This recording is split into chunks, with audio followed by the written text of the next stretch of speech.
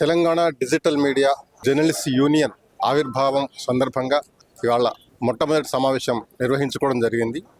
ఇందులో ప్రధానంగా ఏంటంటే డిజిటల్ మీడియా కోసం పనిచేస్తున్న జర్నలిస్టుల కోసం ఒక వేదిక కావాలి.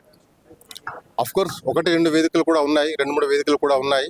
అయినప్పటికీ ప్రధాన మీడియా అనేదానికి కాకుండా డిజిటల్ మీడియా కోసం ప్రత్యేకించి ఒక యూనియన్ ఉన్నట్టయితే, ఎందుకంటే ఈ సెక్షన్లో జర్నలిస్టులు చాలామంది పనిచేస్తున్నారు.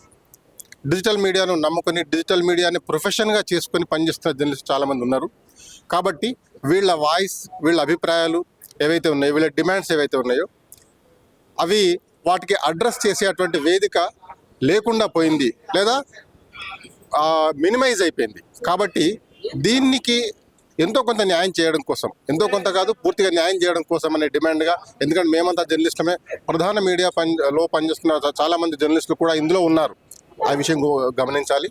అయితే ఇందులోపల ప్రధానంగా జర్నలిస్టులకు వర్తించే ప్రభుత్వం ఏదైతే జర్నలిస్టులు అనే ఏకైక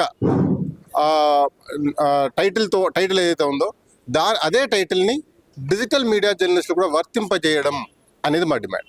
ఎందుకంటే మెయిన్ మీడియాలో పనిచేస్తున్న జర్నలిస్టులు ఎట్లయితే పనిచేస్తున్నారో డిజిటల్ మీడియాలో పనిచేస్తున్న వాళ్ళు కూడా అదే స్థాయిలో పనిచేస్తున్న చాలామంది, చాలా YouTube channels, online media websites ఉన్నాయి.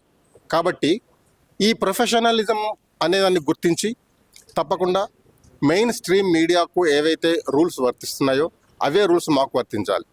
ఇదే సమయంలో నేను ఇంకొక విషయం కూడా చెప్పదలుచుకున్నా. త్వరలోనే మేము కూడా మా యూనియన్ తరఫున, digital media Telangana journalist union తరఫున మేము కూడా కొన్ని గైడ్ లైన్స్ని మేము ప్రిపేర్ చేశాము. అవి కూడా మీడియాకు మేము రిలీజ్ చేస్తాము. INPRకి కూడా మేము ఇవ్వబోతున్నాము.